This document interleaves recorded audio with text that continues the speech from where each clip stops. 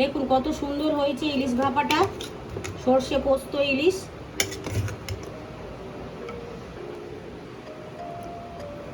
ইলিশ মাছ ভাপাটার জন্য নিয়ে নিয়েছি এই 750 ইলিশ মাছ নিয়ে নিয়েছি।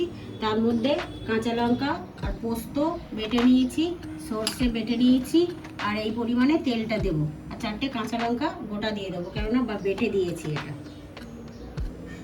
গ্যাসটা জ্বেলে দিয়েছি, কড়াটা জল দিয়ে দিয়েছি, এই পোস্ত আর কাঁচা লঙ্কা বাটাটা দিয়ে দিচ্ছি, মাখিয়ে নেব। সর্ষে বাটাটা দিয়ে দিলাম, পরিমাণ মতো যার যেরকম মাছ সেইভাবে মাখিয়ে নেবেন। আর কাঁচা তেলটা দিয়ে দিচ্ছি 100 গ্রামের মতো, আর মেখে নিয়ে দেবো পরিমাণ মতো একটু ওপরে। তো মাখিয়ে নিয়েছি, বাটিটা ধুয়ে এই হাফ বাটি জল দিয়ে দিলাম। এটা তো পরিমাণ মতন, বেশি জল দেওয়া যাবে না, মাখা মাখা হবে, এটা সিদ্ধ হবে, ওই জন্য এটা কম করে জল দিলাম। দিয়ে এটা মিশিয়ে দিলাম, দিয়ে যে তেলটা পরিমাণ মতন ছিল ওটা দিয়ে দিলাম।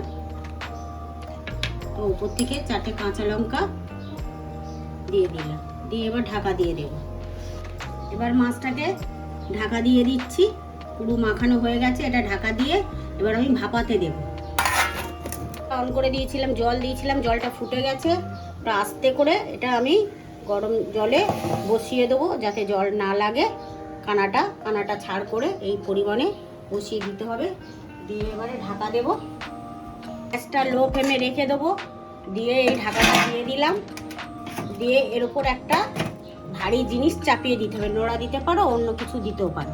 দিয়ে গ্যাসটা লো ফ্লেমে দিতে হবে। আমি আধ ঘন্টা রেখে দেবো, তারপরে এটা খুলবো। আধ ঘন্টা পরে আমি এটা খুলে দেখছি ভাপানোটা হয়েছে কিনা। তো বন্ধুরা, আমার ভাপানো হয়ে গেছে প্রায়। আমি গ্যাসটা অফ করে দিচ্ছি, দিয়ে 2 মিনিট ঢাকা দিয়ে রাখবো। ঢাকনাটা খুলে দেখলাম, এবারে কি সুন্দর হয়েছে বন্ধুরা, দেখুন। তো বন্ধুরা, আমার ইলিশ মাছ ভাপা তৈরি হয়ে গেছে। তো বন্ধুরা, ভালো লাগলে লাইক, কমেন্ট আর সাবস্ক্রাইব করে পাশে থাকবে।